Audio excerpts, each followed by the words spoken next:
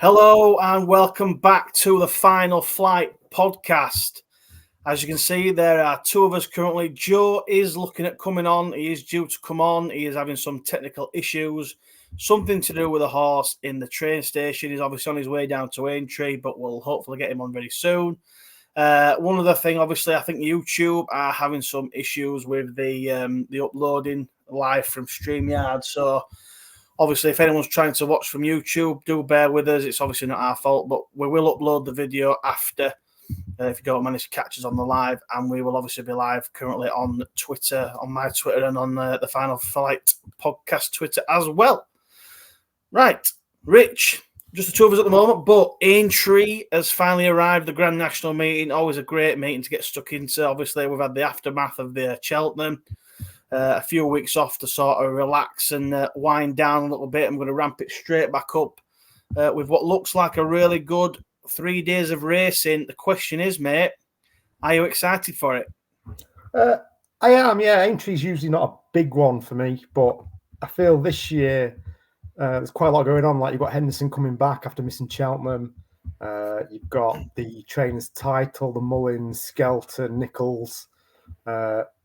Three gunning it for the prize money. Yeah, I think it's going to be a good one.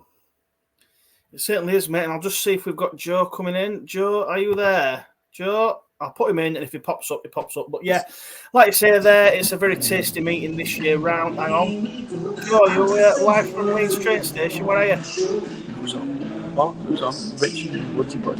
Just them two? Yes. Just going to mute you for a minute, Joe, mate. Anyway, we'll crack on. Hang on.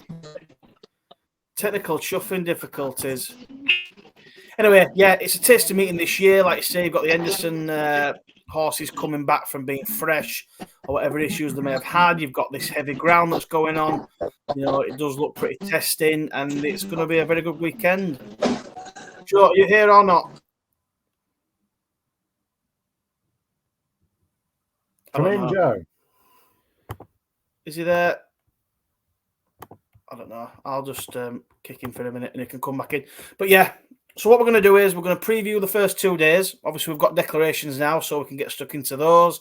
Then we'll have a little chat about Saturday. There's a couple of races we'll look over without the declarations. And obviously, we'll have a good chinwag about the Grand National. Obviously, a lot of changes this year. The 34 runners. It's been knocked down, and the ground is going to throw it up big time. I think it's going to be a very tasty race indeed. Hopefully there's no issue with regards to stupid protesters trying to talk rubbish. But yeah, let's just get stuck into the racing, Rich, and go from there. And hopefully Joe can jump on if and when he can. But yeah, we're going to get stuck straight into it. Here we go then. So the 145, the Close Brothers Manifesto Novices Chase. And this is over 2 mile 4 furlongs, and it sees the return clash of the Cheltenham race where you have Grey Dawning in his favourite. It's currently Even's favourite. Ginny's Destiny is back in here. Ilete Tom makes the step up from the Arkle, been Trip. He's a very interesting runner. Blow Your Wad, Colonel Harry. 5-runner race. Would have liked to have seen a few more runners, but this is what I've got. Rich, my question to you is, my friend, are you going to stick with Grey Dawning, or do you think Ginny's Destiny can overturn the form, or does Ilete Tom potentially go and win? Are you on the outsider? I mean, usually for Aintree, I tend to try and pick the fresh horse, but they've all pretty much ran at Cheltenham or run over similar periods. Yeah, for me, Grey Dawning just wins this. It's a bit of a boring selection, but yeah, best form. I don't see how Ginny's Destiny is going to reverse the form with him. I mean, he's one on heavy going. He's won over 2 mile 5, so he gets a bit further than this, so he should handle the ground.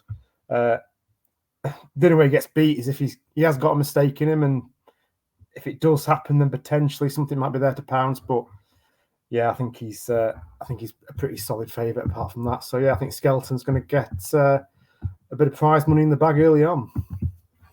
Yeah, well, again, you mentioned there, that's another little sort of side story that's going on, the race for the trainers' title. Skelton currently shading it just about, so this is probably going to be the deciding factor this weekend. Yeah, I think it's a tough one. I think Grey Dawning obviously won the Turners pretty impressively in the end. I mean, I was obviously on a Rocco, a little bit disappointed in how he performed, or let's just say how John Joe performed. We won't go into that. Yeah, I mean, Grey Dawn obviously an evens favourite. I'd probably leave him at that. The one I'd probably have a little sway on is Aintree Tom stepping up in trip. Obviously, he won the race at Leopardstown. That was over a little bit further than the Arkle trip. He's been beaten a couple of times, obviously, by Gaelic Warrior, found 50. I think stepping back up in trip will obviously suit him down to the ground. So I think I'd probably chance him at the prices. Like you said there, I don't see Ginny's Destiny reversing the form with Grey Dawning. So and I don't really like the other two. So it does come down to the question of, do you want to back Grey Dawning at evens, or do you just have a little play against him? And I'd probably just have a little sneak against him with Aintree Tomp. And let Willie Mullins, who's also chasing the UK trainers title down. So I'm sure he's going to be all guns blazing this weekend to try and nick it off one of the UK big boys. But yeah, that'll do me. Then we'll go one for Aintree Tomp and one for Grey Dawning. And like I say, it's unfortunate we can't get Joe on, but he's stuck in the train station. But we'll hopefully try and get him on at some point. But he couldn't hear or see us, so I'm not sure what's going on there. Anyway, right, moving on. And I'm going to try and talk about this race, Rich, without sort of crying my eyes out. But obviously, I was on a pretty deep... This is obviously the 220, the Boodles anniversary juvenile hurdle. We have Sergino in here at 10 to 11 on. Cargese, who was a good second in the Triumph. Caliph de Burley, Nürburgring, Interletto, and Dirty Den. Obviously, I say this through sort of the tears flowing in my eyes, but obviously I had a very good price on Sergino for the Triumph at Cheltenham. And with everything that's gone on with Henderson, it was just such an unfortunate thing that's happened to him. But now, obviously, his horses are going to come here fresh. Or we would think they're fresh, but obviously they're coming off potential, bugs or viruses or whatever else has gone in the yard. Obviously, it pulled them all out. So we don't really know if any of which were really affected. Do you know what I mean? Like, obviously, we know maybe a couple were affected, but we don't know. The likes of Sergino, your Shanna Bobs, who were all pulled out the Friday. Shishkins and things like that, were they fully affected? We're not too sure. So kind of going off hope, really. But into what's going on, even though I think he's an absolute world beater on heavy ground, I do think it's a bit of a risk. So I was trying to look at this race in sort of a bit of a smarter way. Cargese looked like a really nice one. Obviously, nearly went close in the Triumph. But the one I thought I'd maybe just have a little tickle on is this Nürburgring. I think, obviously, with juveniles, you don't know how they're going to come on for the run. You don't know how they're going to improve from race to race. He obviously was quite a way back from Cargese in the Triumph, but he pretty much beat her at the Dublin Racing Festival, or whichever race it was, the race before. And he come off, obviously, an 80-day break. He had a break in between, so I'm kind of giving him a chance to come on for that run at Cheltenham and maybe have be a little bit further along this time round. And he has run well on heavy ground and won on heavy ground. So, yeah, just more of a price thing. I mean, I'd love Sergino to win, but if I'm going to have a small bet in this juvenile race, which it always is for me, a small bet, I'd probably take the 9 to 1 for Nürburgring. It's not an each-way bet because you're only getting whatever it is, 6 runners. Like I say, it's unfortunate we've got small fields on this day and we're having to play a win only. But yeah, I'd probably just have a little tiny bit on Nürburgring. And if Sergino goes and bolts up, then that'll do me as well. It'll be a nice sight to see. What about you, Rich? I think Nürburgring is a good... there's an each way value, isn't there? So 6 runners. So yeah, I mean... We're playing a forecast, reverse forecast Sergino Nürburgring. I just thought Nürburgring didn't really get into the race in the Triumph. I see Danny Mullins is riding him tomorrow, so will he be more prominent? Probably. But yeah, I mean, Sergino was odds-on favourite for the Triumph. He's odds-on here. I mean, this is probably easier than the Triumph, you'd say. It's a bit of a smaller field. I mean, he's won on heavy in France over 1 mile 6. He comes in fresh, 75 days off track. I mean, he won at Cheltenham, beating Bernadette Rowe pretty easily, in my opinion. Didn't really get pushed at all. So, yeah, I think Nicky's going to get off the board. And, 2 from the favourites, I think, in this meeting for day one. Yeah, I mean, I think there'll be a lot of people backing the favourites tomorrow. I think they do look strong. I just think the heavy ground it is a bit of a risk. So I won't be putting too much on if you are going to do that. But yeah, we'll see how they go. I'd love to see Sergino win, but I think the value for me is Nürburgring at a big price. So yeah, we'll see what happens there, mate. Fingers crossed. Either way, it'll be a good race to watch. Right, moving on swiftly. The Bowl, the 255. Now, this is a race that's looks so exciting on paper. Says it in a bit of a sarcastic voice. Jericho 7-4 favourite. Shishkin 11-4. Corbett's Cross, obviously National Chase winner, steps out of novice company to take on the graded race, which is pretty bold move, to be honest. Brave Man's Game, your big pal there, Rich. Ahoy Signor.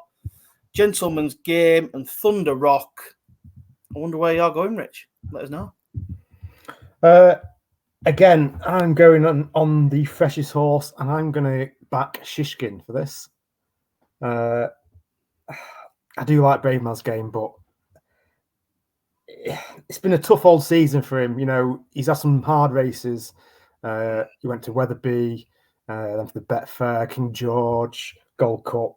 They're tough races, and the ground has been pretty much shocking for most of them. I just think he'll get outstayed again. I know Shishkin, he's a bit unpredictable, but yeah, okay, he refused to run. You'd have thought he potentially might have won the King George. He'd at least come top 3. That's a pretty decent one. He obviously beat Protectorate last time out. Obviously, right, it wasn't the strongest race, but yeah, you know, he stays. I just think out of all of them, he's had the easiest season. I know he's quirky, but for me, he's the one I'd be on. Jerry Colom, I know he went to the RSA and then came and won Aintree last season, but if you just look at the races he's had this year, he's been taken on Galloping Deschamps twice. They are a lot tougher races than what he had to deal with last time. And as we saw when Galloping and Brave Man's Game took each other on at Punchestown, the Gold Cup is a different sort of race. It takes a lot out of you. And yeah, for me, I'd be on Shishkin. That's fair enough. I'm just going to pop this comment from George up. He says, I'm on the Sagino Nürburgring reverse forecast. Love that, George. Great minds think alike, mate. I think that's a definitely a good bet, is that? Fingers crossed. Yeah, this is a really interesting race. And again, it's just, what do you make of the Henderson runners? I mean, Shishkin, he beat Hitman by 4 1/4 lengths last time out. Is that good enough to win this sort of race? I don't know. He's got an unseat, obviously, in the King George. Probably would definitely, well, he would have gone close. Would have definitely placed in that. So that's obviously good form, and refused to race before that. It's just such a tough one to call. I mean, I can't really have Corbett's Cross stepping up into graded company this early. I think similar to when Stay Away Fair did it. I think they might just get a little bit found out. Brave Man's Game, obviously, I'm just never been a fan of. You know, I've not hidden that fact on this show, so I'd happily leave him. Ahoy Signor, even though he's got decent form at Aintree, I think you're a very, very brave man to be putting your money on that one. Gentleman's Game, disappointing in the Gold Cup, pulled up, and Thunder Rock, I just think he's got a lot to find. So obviously we've got it between the top 2, and yeah, I'm going to go for a favourite here. I'm actually going to go for Jerry Colom. If you give me 2 minutes, somebody's just knocking at my door. So won't be a second. Like Chinese.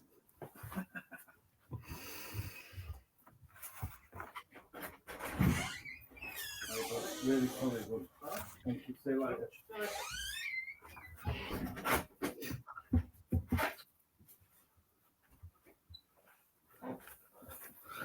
Chinese has just turned up. We'll have that later on. So thank you very much. Hold the thoughts in the comments, guys. If you like a Chinese, let me know. Hit the like button if you do. Yeah, I'm going to go for Jerry Colom. I think the run in the Gold Cup were really good. It's a big step up on what he's done before. He'll obviously love the conditions. He'll stay the trip well. He won at Aintree last year, so he's sure he could back it up at Cheltenham.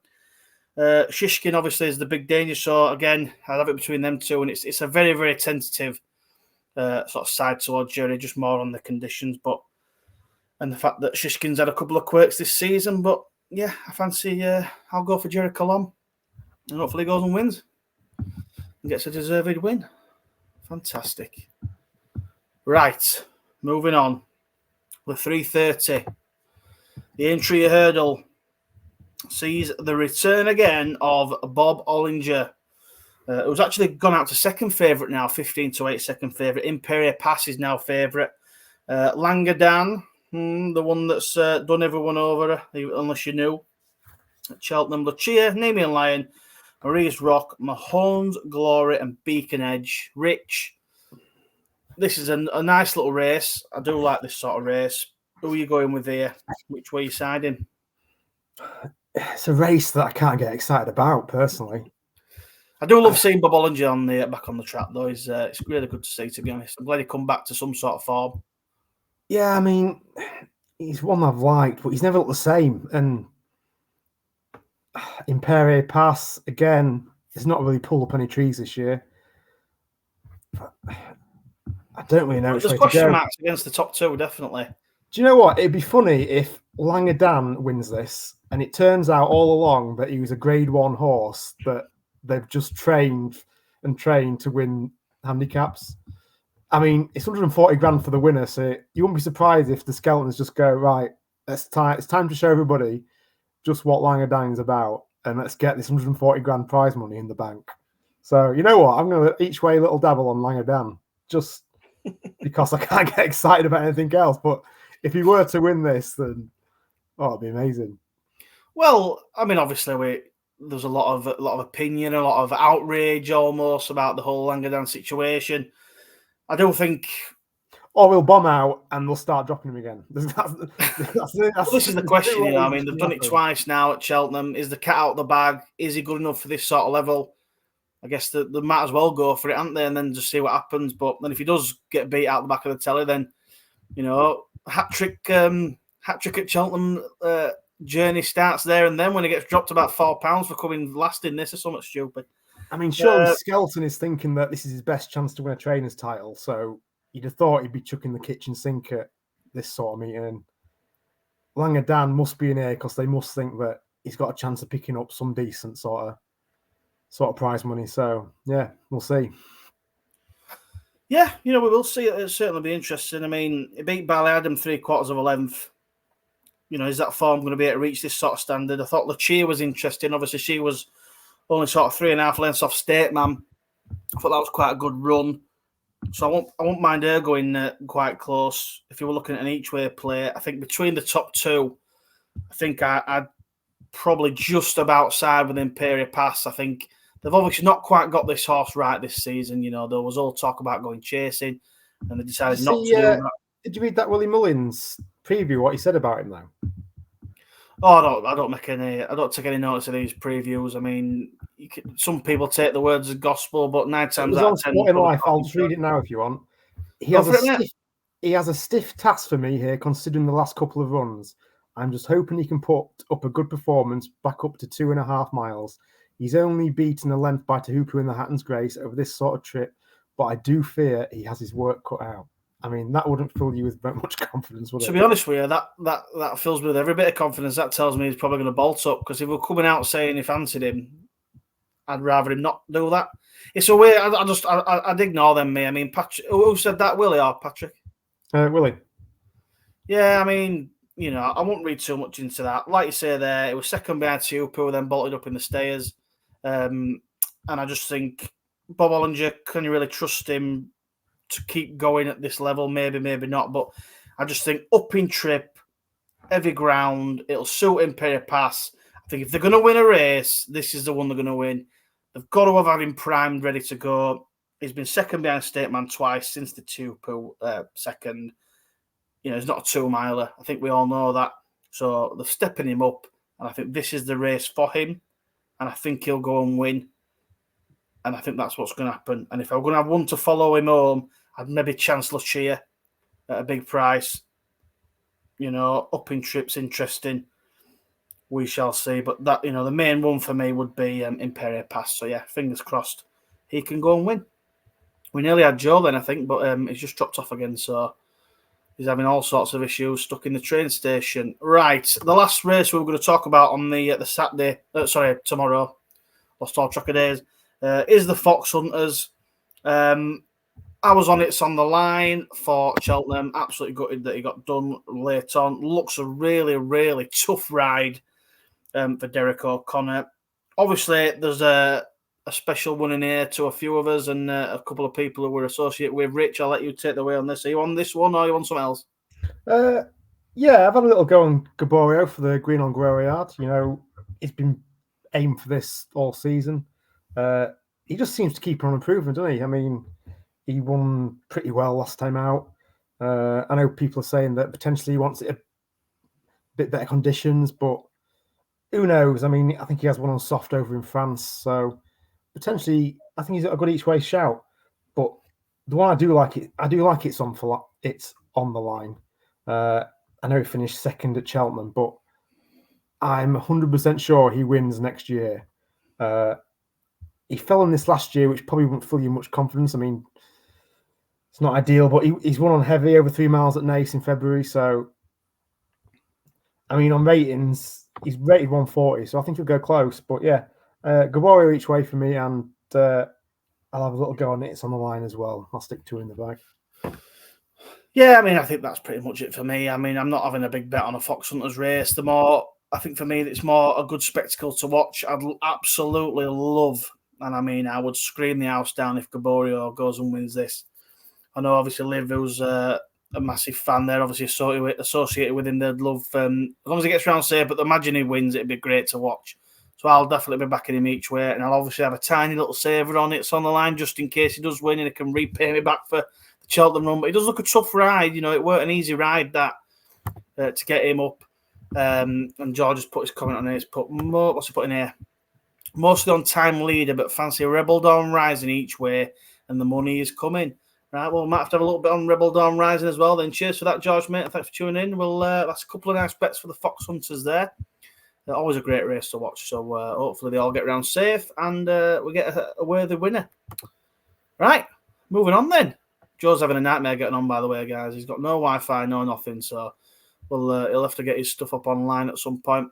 Right, moving on then to the day 2. We're going to go to the 145 on Friday, the Mildmay Novices Chase. And here we go, boys. We've got, I know the way you're thinking. I wonder if people know the way I'm thinking. In the way as favourite, 11-4, Chianti Classico, the ultimate winner from Cheltenham. Brilliant performance that was. Cannot say a word about it. Irocco makes the step up in trip in here for Green on Guerrero. He's currently 4-1. Hartwood's in here as well. Broadway Boy for Rich, another one you like there. And Giovinco, the world's worst stayer, is in here as well at the big price. Go on then, Rich. What are we thinking? Yeah, it's a shame there's no really. It's a shame we can't go each way really in this. I mean, you can do with 2 places, but I mean, luckily I got on Iroko anti-post, so I backed him each way for 3 places. So what price did you get? I think I backed him at 9s and 5s. Very nice. I love it. A nice little post angle there. Yeah. Yeah, Iroko for me. So, anti-post aside then, coming into it fresh now, if you're backing it right now, where are you thinking? If I was backing it right now, I would probably have a double on Broadway Boy each way. So yeah, my 2 selections are going to be Iroko for the Green on Guerrero again. You know, he's a star performer. 5th in the Turners at Cheltenham over 2 miles 3. I mean, he was off a break 128 days, so technically that was in his 2nd run of the season, so he is pretty fresh still. And I mean, he was very impressive at Warwick, wasn't he? So I think all the connections are saying that he needs to step up to 3 miles. He's going to get it here. Hopefully we're going to see a proper performance from him, because I thought it was just too far back at Cheltenham, whether it was that it was just trying to get him through the race, just easing him back into it. But I think we'll see the real Iroko on Friday. And the other one is Broadway Boy. You know, we had Tom Bellamy on. Really likes his horse. I think obviously he had his issues. He had the ulcers and he missed Cheltenham with a setback. But yeah, he comes off of a 90-day break. I think he'll go from the front. He's won at 3 miles on soft going, a couple of times at Cheltenham. Yeah, I think he'll lead from the front, and yeah, I can see Rocco picking him off at the end, and hopefully I get the 1-2 and happy days. That's fair enough. I mean, you know, we could go back to the Turners and think of sort of the ride that he gave Rocco. I think it was half just kind of mind him a little bit, and we'll see how he goes. And if he's within with a chance, they'll throw the sink at him. But I mean, they kind of just got rode completely to sleep. They let the front lock get off way too quick, and before they knew it, they were miles back, and there were no chance anyway. So, and he did stay on a little bit towards the end. I'm more than happy to stick with him. You know, it's not a race I've got a massive opinion on, so I'm more than happy to stick with the Rocco. I think stepping up in trip to the 3 mile or just over 3 mile, and the 3 mile one, I think he'll suit him down to the ground. I think he's a proper stayer. We originally thought he were a Browns horse, you know what I mean? So I think stepping up in trip's the ideal situation for him. And now that he's got a second run under his belt, a little bit more experience, I think he's got a really good chance.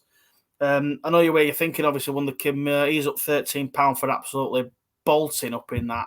I mean, they must have had. I mean, there's people that have had a right day there, aren't there? And Chianti Classico, you know, he's up again as well. And I just think I'd rather take them on that have gone right up in the weights. They might be good enough, you know, fair enough. But I think the Rocco's are going to be the one for me. I think Broadway Boy, they'll go off in front and it'll set it up for him, and hopefully, you know, a little bit more of a flatter track, 3 mile and a bit. I think it'll suit him down to the ground. He jumps really well, and I think as long as John Joe doesn't do anything silly, I'm hoping he can give us a nice big day, because I'll certainly be cheering him on as loud as I possibly can. So, yeah, I'll give a Rocco another chance and go from there. But, yeah, it's a tasty little race again. Giovinco, no chance. Come back in with stolen money. Finished third at Cheltenham. Nah, it's not for me, mate. It's not for me. It never will be, unfortunately. Even though Steve You what? You beat Stay Away Faye. Oh, Stay Away if he had issue, didn't he? He had some issue after. I can't remember what it was now. Bust a blood vessel or something. But yeah, Steve Mulqueen's a great bloke. Come on the podcast. It was a real good laugh. But yeah, I give him no chance in this. And that'll do, mate. Right, moving on. The 255. We'll if we've got any handicaps towards the end, we'll speak about this at the end. But we just wanted to get through the main races. But the 255. Let's see, his Mystical Power, obviously second in the Supreme 2. Slade Steel comes in here for Mark Walsh and the Mullins team. Firefox is in here, Jack Kennedy. Dicer Enos, who guttingly missed out in Cheltenham pretty much on the day, which was such a shame. Obviously, the way that mare's novice hurdle was run, you'd have thought she'd have had a right chance in winning that. Comes in here against the boys. Mr. Giff is Townend's ride. Golden Ace, the mare's novice winner. Lump Sum is a very interesting runner in here, especially on heavy ground. If it's still heavy by the Friday, Look Away and Personal Ambition. This is a really good race, I think, Rich. I think it's a nice little turn up. There's 8 runners. We've got an each way play if you want it. What's your angle and what are you thinking? This is a race I like. Yeah, for me, I like the favorite Mystical Power. I think he's a very, very good horse. I mean, I just think he outstayed at Cheltenham, but don't get me wrong, I think the first 2 in the Supreme are very good horses. I think he's got a very good chance. You know, for me, it's a case of it all revolves around Dicer Enos.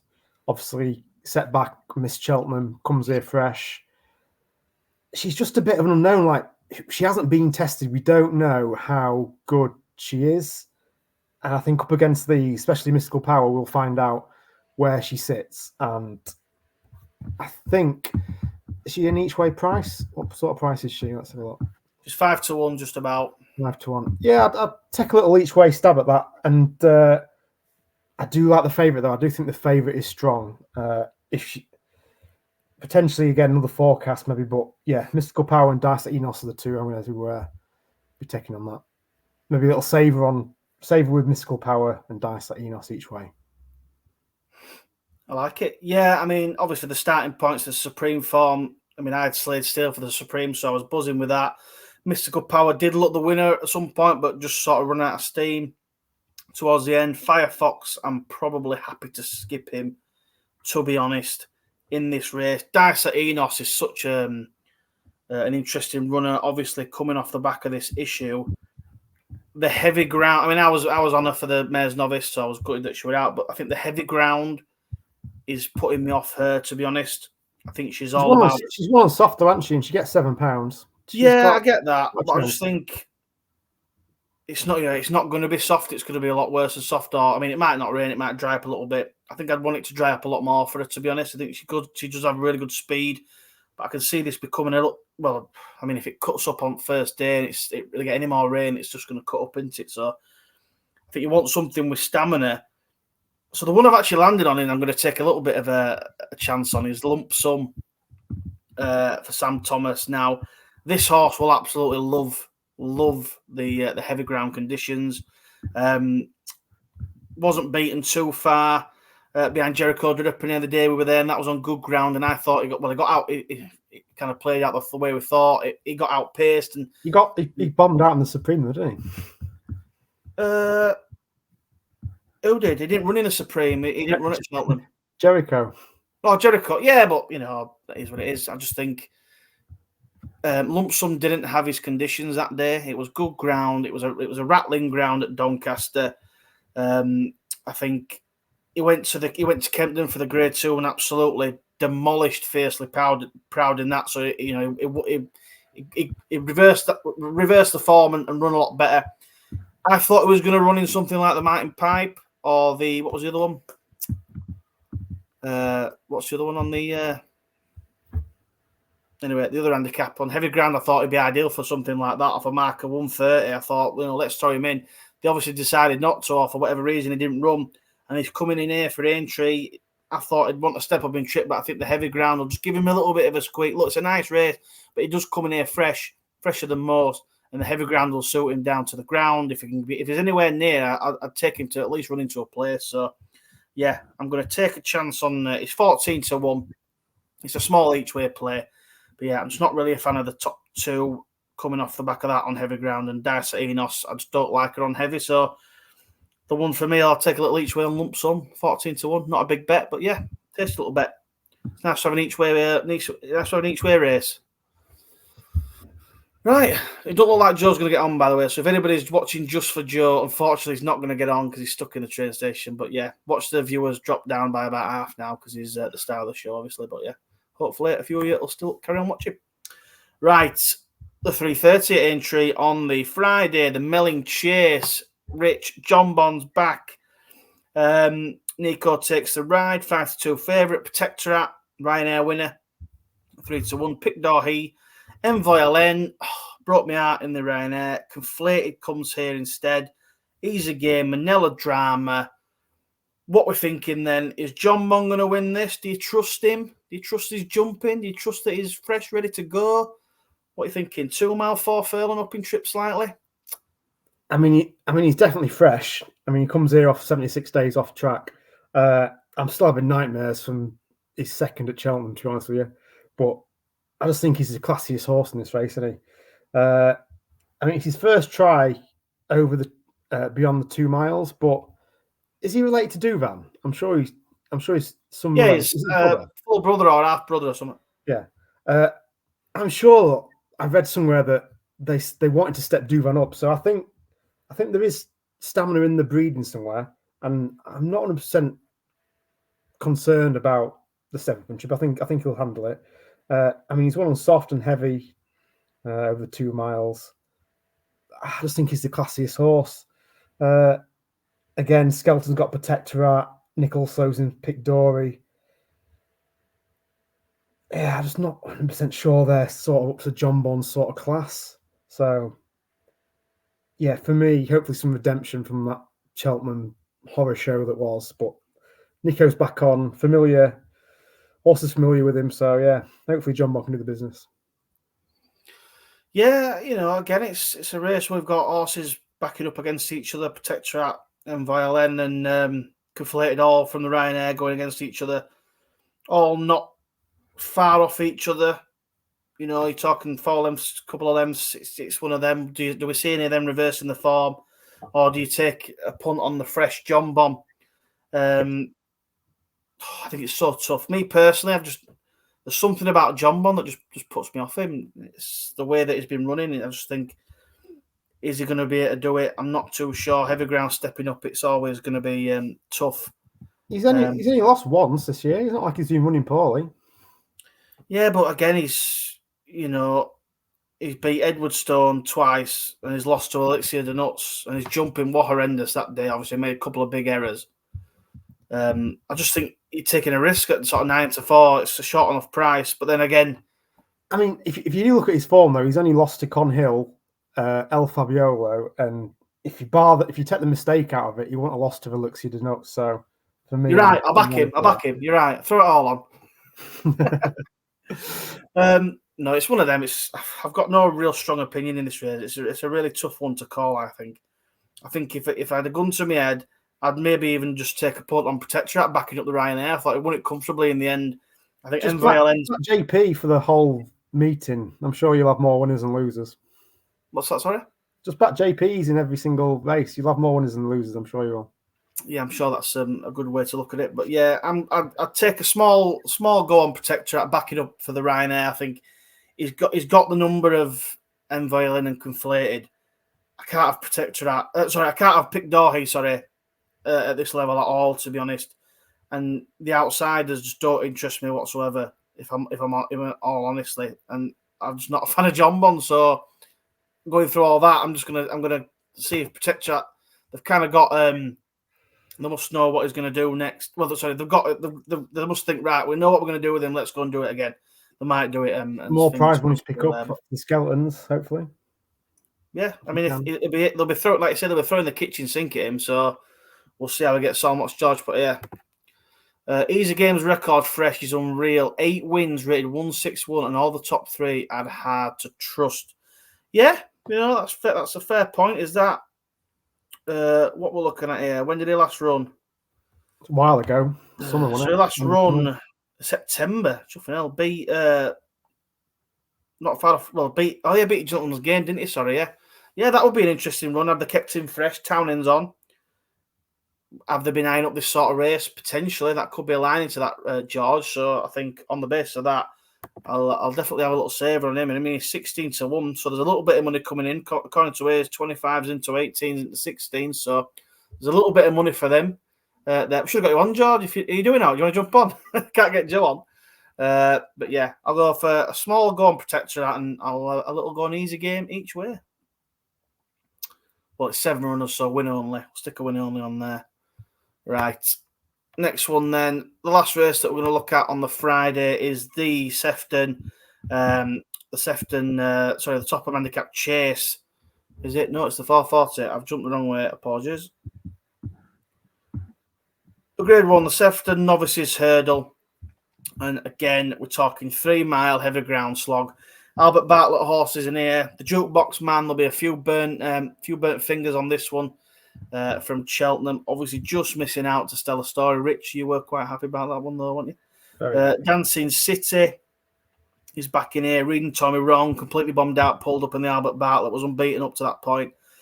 Shanna Bob, I was on him at a big price for the Albert Bartlett. Obviously, got pulled out. Croke Park, nice specimen of a horse. For the Elliott team, Kintara, Sheridam, David Maxwell's in here, so God help you if you're backing him. I love him, but obviously not one for me. And Pinot Rouge, not the horse, the jockey. I think it's great what he does. And if you back him, you know what you're doing. Right, which way are you going on here? Then you're gonna trust any of the Albert Bartlett form, or are you gonna stick with the Fresh Henderson horse again? Yeah, staying with the Fresh Henderson horse. Just back Fresh. Shanna Bob, yeah, 118 days off track. You know, he probably would have gone to the Albert Bartlett. Well, he was declared. He was declared for the Albert Bartlett, but obviously they pulled him out for the race. I mean, he's very unexposed. He's only had 2 runs. You could probably say inexperienced, but you know, I think he improved from his first run to his second run. So if there is some more improvement in there, then I think 7.3 miles is going to bring it out. I can't really have. I mean, the jukebox man finished second to the Story. It's a tough race, the Albert Bartlett. 28 days. I would just be slightly worried, especially with him and Reading Tommy wrong just bombed out, and they're going again. If something was amiss, I could say it's a quick turnaround. I'd be quite worried. If I was going to have another little shot at it, it'd be Croke Park for Gordon Elliott. But yeah, I do like Shanna Bob for this. Yeah, I mean, again, I'll go back to Cheltenham. You know, we did the preview shows, and Shanna Bob was. I mean, I was on him at a nice price, so I was happy to see him go there, and unfortunately, gutted to see him then not go there. he's not really. I mean, he's into sort of 9-2 now, so he's just under the each way play. And again, we're going off. Hope that the Henderson horses are fine. Does he have enough experience? I was willing to back him in the Albert Bartlett of 2 runs. So I'd have to be. I mean, I'm going to have a little bit on him. Dancing City's one I really liked him for the Albert Bartlett. I think he just let the jukebox man get away from him, and then they were picked up late on. He's a Grade 1 winner. I'd like to think he could back it up and maybe reverse the form with the front 2 in the Albert Bartlett. But again, I mean, the front four out in each way price is unfortunate, so I won't mind playing him each way. But Shannon Bob was 8-1 anti-post. I know. I mean, I think he's obviously taken a punt anti-post with the ground and everything that's been going on. I think it was brave, so fair enough if you've got that price. But I think looking at a fresh face now, I'm going to have a small play on Dancing City and Shannon Bob, just them two, because I quite like them both. So I think there'll be small plays. It's a tough race. I won't be going in heavily on this race, like I say. The Albert Bartlett can be tough on these horses. Can they all back it up? And there's obviously Shannon Bob coming in fresh. So yeah, it's a tough race, but I'll back the 2 Donnelly horses, and I hope one of them brings it home and reverses that form of the Albert Bartlett. Or if Shannon Bob wins, I'll be buzzing. What's George put here? Might cause a war with the missus if I jump on, but I'll get away with sending the odd selection. Cheers, George. Yeah, no worries, mate. Much appreciated. Ben, what's put on here? Cheers for tuning in, mate. Nap of the day for Friday. Nap of the day for Friday, Rich. If you had a nap for Friday, who would it be?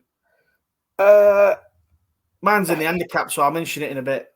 Mine would potentially be in the handicap, but it's probably going to be the same one as yours. So shall I go for something else? Is yours in the 220? Oh, yeah. Tell you what, we'll throw it up. We'll have a quick chat about it. Why not while we're here? 220 is the handicap hurdle. 2 mile 4 furlong, soft ground. Who do you think we're on here? I wonder if the people who are watching know we're probably going to be on here. And I was buzzing that he finally got chuffing declared. I mean, I was sweating. I didn't think he was going to get declared again. But yeah, who are we on here? And Rich, go on, mate. I'll let you do the honours. It's a green on Guerrero horse. Surprise, surprise. Making headway for me. I just think he's been crying out for a step up in trip. I mean, he ran over 1 mile 7 in the Imperial Cup in Sandown. I mean, if you watch that race back, he gets so outpaced 2 out. I think you stopped watching it, James. I did, yeah. Yeah, literally, he gets outpaced. He just starts going backwards, and then at the end, he stays on for 4th. So I think he's going to relish his step up and trip. He wants soft ground. He's going to get it. Yeah, I think he's going to go close, in my opinion. I think he's about 10 to 1, something like that. I think he's good each way shout. You probably get 5-6 places off that. He's one I'm going to have a nice bet on, I think. So he'd be the one for me. Like I say, he'd be my nap. But if you're going to nap him, I'd go for Iroko. So the green on Guerrero double for Friday is what you want. Yeah, I mean, I really like making headway. We've not hidden the fact that we really like him, and the step up in trip is exactly what he needs, in our opinion. Just rewatch the Imperial Cup race, and you'll see what we mean when he just gets outpaced and then stays on for 4th somehow. Well, he's done that in basically everybody's races. I mean, he won his debut, the Carlisle race. That was on heavy going. It was one of them races. He absolutely bolted up. It was second behind the Cansinas at Adoc. We thought that were a massive run. He took a massive drift that day. That was on good soft to get over the minimum trip. The Aintree race, the Grade 1, it was beaten by Django Bay, but it's a good race. That again, it's this minimum trip. He bolted up at Newbury again, but it went off from the front and kind of made it a little bit more of a stamina test. And then the Sandown run again, outpaced, staying on. The soft ground probably helped a little bit him staying on, but I just think this sort of ground up to 2 mile 4, I think there's been a big pot in this horse's future from word go. We've kind of watched him the whole way through his career, and I'd love nothing more than to see him go and win. I think he's off 128. It's a good mark. I think he's a lot better than that up in trip, definitely. And I think he's going to have a really good chance now. Just looking at this, he is 10 to 1. You can get 10 to 1 5 places. I think it's a great bet. or you can back him at 8. You can get 8-1, 7 places on Sky Bet. That's not a bad bet either. You know, a lot of places there, or 7-1, 6 places with William Hill. So there's loads of each way value there for me, and I think he's a great bet, to be honest. And I'll be disappointed if he's not top 7. Very disappointed. Yeah, I'd be shocked if he ain't there. I think he'd have to completely bomb out, to be honest. You know, there's Katira's in here as favourite off 136. She needs good ground though, or better. Yeah, there's In the Waterside second favourite. I mean, I fancy making headway to get close to some of these, and I think he takes all the beating, to be honest. So if you want a nap for Friday, I'm going to stick with making headway. I think he's going to have a really good chance of going close, to be honest with you. So yeah, fingers crossed he does so. So there you go, Ben. Hope that helps, mate, and hope we have a good touch on Friday. Fingers crossed. Right, I've lost where I am now. So we've finished Friday, haven't we? We have, yes. Right, we'll go on to Saturday then. Obviously, we've got no decorations for this. We'll get in, so we're not going to talk too much, but we'll talk about a couple of races and a little chinwag about the national. We're going to talk about the Turner's Mersey Novice Hurdle, the 155. Now, the current favourite is Brighter Days Ahead, and who's been a little bit backed in. Caldwell Potter's in here, Slade Steele's in here, Billericay Dickey. I mean, this could be a really nice race. I mean, you'd expect the likes of Firefox or Tom Wrong, not going to be in here. Things like Il Atlantique's in here. He might go in. Where are you thinking for this? Obviously, we don't have the final deck, so it is quite tough. But just on a bit of a glance, where are you thinking, mate? What are you thinking? I mean, if Brighter Days Ahead does turn up, she would be the one I would probably side with. Do you think she'll beat Slade Steele? She'll get an allowance, won't she, for being a mare? Yeah, she gets £7 off from that, but I think that could be enough. I really like this horse. For me, yeah, she finished second in the mares novices over 2 miles, but I think next season in the mares hurdle over 2 miles 4, I think she'll be some player, and I think she'll probably show it on Saturday if she turns up over this distance. I mean, bits and stats, you know, she's not really been tested. I mean, it was a bit of a sprint at Cheltenham. It wasn't really a proper race, wasn't it? So, yeah, she's a horse I really like. If she turns up, then she's probably one I'm going to be siding with. Yeah, I mean, I never really took to her, really, for some reason. I mean, I was surprised that Jack didn't kind of push on in that race when it kind of looked like it. I mean, there was no real pace on that whole weather. I thought he might have took it up and made it a stamina test. Obviously, the 2 mile forward on whatever sort of soft ground it's going to be on the Saturday will be right up her street. Caldwell Potter's obviously the interesting one. He's jocked up for with Cobden on. Since moving to Nichols, you know, has been kept fresh. But I mean, the ground, if it is anywhere near heavy or soft, will obviously suit him. The race at Leopardstown did completely fall apart. I'm not sure. I'm not sure if I could. I mean, there's a lot of hype around him. I think he's still got to go and prove it again. He may well do that, but he's one I'd leave. Slade Steele. He wasn't cheap either, was he? What's that? He wasn't cheap either.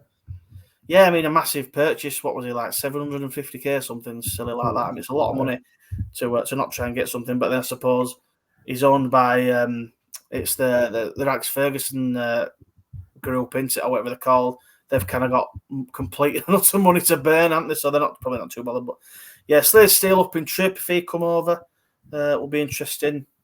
The one that really interests me actually was the one way down here at 14-1. I think is for Henderson, this Peaky Boy. You know, I mean, I quite like these colours. I like the Willmount colours. I think he'd be an interesting one coming in here off 2 mile 4. Off the back of 2 pretty easy wins, one of which on heavy ground at Cheltenham. He's going to come in here fresh.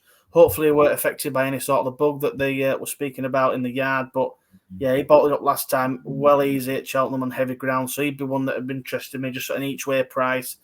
Because I'm not too keen on the likes of Brighter Days and Caldwell Potter. Just won't be for me. If Slade Steele come over, I'll probably have a little go on him and a little each way on Peaky Boy. But again, we don't know. Not many in here are jocked up, so we'd have to have a proper look at it again once decks are out tomorrow. And yeah, we'll have another look and we'll post some stuff up. But on just a first glance, I'd maybe chance that Peaky Boy, see what if he runs. And I think Henderson's got some nice horses, and I think he's one of them, to be honest. Right, moving on. Love it. Liverpool Hurdle. The 305, 3 mile. And, I mean, he's a banker again, surely, isn't he? Teahupoo's in here. Surprisingly, you can get 11-4 at the moment, which I think is a little bit crazy, to be honest. Is he going to come up? Does he turn up? Well, this is the only question. I mean, this is what I mean. I won't back him anti-post. No way in a million years do I back him anti-post. I know I said that price then, but wait till the decks. In all honesty, if he's declared and is anywhere near that price, I'm getting him on him. Flooring Porter, Cider Burley, Irish Point, Crambo's into reoppose, sort of bigger the rest. I mean, to me, if Teahupoo runs here, he wins. It's as simple as that. He'd have all the same horses to beat. Irish Point was 4-1 out to 7-1, so it's unlikely he'll come here. I mean, surely if he's declared that 11-4 is not there, because he's battered all these already, hasn't he? And if it's heavy, it's soft ground, it's ideal for him. So, I mean, to me, I don't see anything getting anywhere near him again. What do you think, mate? Not got a strong opinion, if I'm honest with you. Like I say, if he turns up to Hooper, he's the player one I'll land on, but he'll not be 11-4 if he's declared. Very tricky. I mean, you've got Crambo. He's one everyone was talking about for the stayers, but it just didn't happen for him. I mean, Cider Burley beat him in that stayers hurdle. Could potentially Cider Burley at 12 pull off another win? I think we're clutching at straws there. I think if Teahupoo runs, it's not a race I'm particularly bothered about, honestly, until declarations. If Teahupoo turns up, yeah, I'll probably stick him in an Acca or something if he's odds on. But apart from that, I'd probably not really have a dabble. George might tell us about a bit Botax has, if he's listening still. Should love the ground. Potentially he's got a chance. But, yeah, not real. I mean, if Teahupoo didn't go, it kind of blows the rest up. But, I mean, they've actually got Hidden Valley Lake in here at a big price. Rachel Blackmore's jocked up. He'd maybe interested me up in Trip. He won the what they call it, the Boyne Hurdle on that's over 2 mile 5. That were on heavy ground. He won that quite well. If he'd come in, I'd be interested in him. If Teahupoo doesn't come, but again, if Teahupoo comes, I think he wins. And to be honest, I don't think he'll be that price if he does go. So it makes you wonder if he is coming over. Again, I suppose the only other question Marty could say against him is he's obviously done his best winning fresh. Could he back up the Stayers Hurdle win to win? Maybe that's why they might not come, because they maybe want to keep him fresh. They might go Puncher's Town potentially, but what's George put here? He's put, won't beat Teahupoo, but if he comes here fresh, we'll love the ground and track, my each way play. Yeah, I think that's fair point. Teahupoo's the one to beat. I think it's a weak race, so maybe the whole not winning it fresh won't really come into it, because he's just won it easy, hasn't he? So we'll see. Right, last one then, Rich. The big one. The Randox Grand National. 34 runners, probably, as long as none of them drop out. Current favourites, the last year's winner, Correct Rambler. I am Maximus.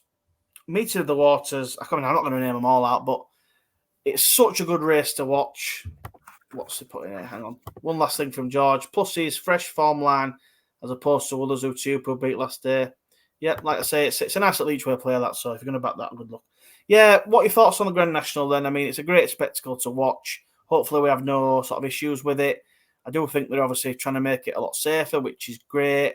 Because I do love it. I hope we want it. It's a big spectacle for the sport. And yeah, it's a great watch. What's your thought process when you come to picking the winner of a 34 runner Grand National? Very limited, if I'm honest with you. I mean, there's one I like in here that you just can't get behind, so it's got a chance in itself, surely. I mean, there's a few that I like in here, so I might just throw a couple of darts. You've got Nassalam, who love the ground. Obviously, got a big hike in the weight to win at Chepstow. You've got Delta Work, who comes here fresh after missing the cross country. Apparently, he's working well. He'll love conditions, but he's 11 now. The one I really like that you don't like is Gala de la Toe for the Skeltons. I mean, we had Harry Skelton on the show, didn't we? And he says she needs 10 miles. He said 10 miles, didn't he? Exactly. I mean, this is the longest race she could possibly run in. I mean, she went close at Warwick, didn't she? Over 3 miles, 5 furlongs. giving nearly a stone away or over a stone, and only went down 3/4 of a length. I just think she wants a trip, and she's going to get a trip at the Grand National. I mean, it's going to be horrendous conditions, isn't it? Like you say, how many are going to actually finish the race if it does come into a bog? Whatever happens, I think she'll be staying on, whether that's first, second, third, fourth, fifth. She'll still be there, and some firms paying 7 places. I think she's a big price. Is she? I mean, she was 50s. Is she still? I doubt she's still 50s. You got 28 to 1 best price here. 28 to 1. She'll stay all day. I mean, I think she's bottom of the weights too. That's going to help. It's just a case of, will she take the fences? And with a bit of luck, she'll still be there at the end. And yeah, why not? It's the National. Let's throw a dart at a big price. Let's have a shot. Yeah, I think she'll be staying on, turning in while the winners are finishing. I'll just put some. Craig's tuning in, mate. Good evening, Craig, mate. Good luck for Aintree. Should be a decent weekend. Thanks for tuning in. Yeah, the Grand National. It's one of them. It's a great race to watch, but I think when it comes to picking the winner, I think 9 times out of 10, what we used to do, my grandma used to go down for paper and we'd pick 2 or 3 out each and stick a couple of quid on, and that were about it. But you use the old. I once did the the randomizer. And a quick funny story, but I actually had Noble Yeats pop up on that when he won. And did I back him? No, because I says to them, I'm not backing that absolute donkey. So that's a funny story and shows you how good I am. Birthdays is always a good one. Just pick or birthday. It's just a case of having a bit of fun with it. I mean, going through it, I backed, I can't pronounce it, but I'd say Roy Mage I backed last year. I thought he ran a really big race. I think heavy ground, he'll be fine on that. He's comes in here off a couple of pounds lower than he'll beat 14 length by Kurt Ramber in it last year, obviously, but he's up in the weights and he's shot enough at the top. But you're getting 66 to 1 Roy Mage. You probably get bigger on the day. I'd maybe have a little each way play on him. Who was the other one that I liked?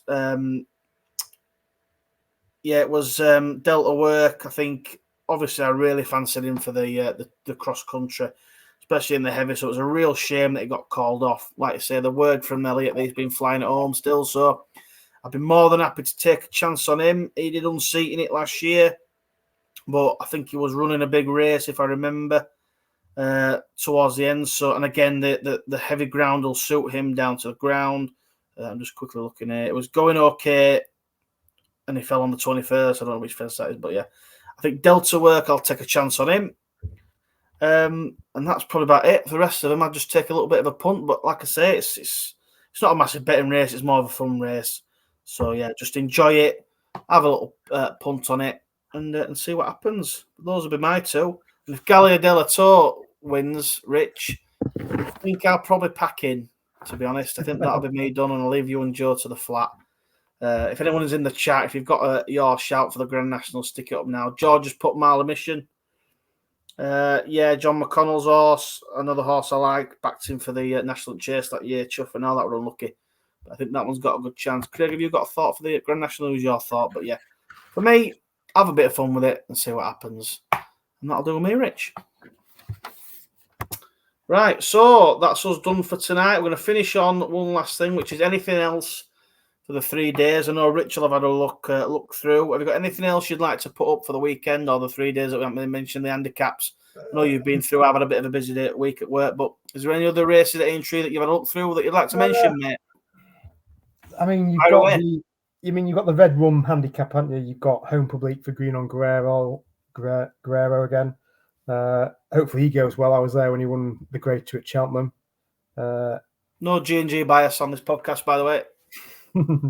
Obviously not. Hopefully he runs well. What else have we got?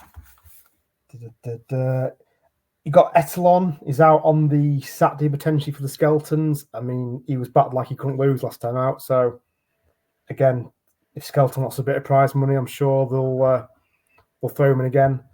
And in the bump on the Saturday, Mr. Magit, is it Magit? Is it something like that? Yeah, Mr. Megit or Mr. Megit. Yeah, I keep seeing mentions of him on Twitter and socials. I mean, he never came off the bridle at Doncaster on heavy going. I mean, he could be anything. So potentially he's one that, if you are struggling, maybe he's the one to save the day on the Saturday. But apart from that, I think we've covered most of it. Well, obviously, we mentioned making headway as well in the handicap on the Friday. So yeah, I think we're doing all right. Fantastic, mate. Love it. And like I say, that's it for the show then. Thank you everyone for tuning in. All I will say is that we're going to have another couple of weeks off before we go into Punchestown. We'll have a preview of the festival, probably on the Monday night or the Sunday night, whichever.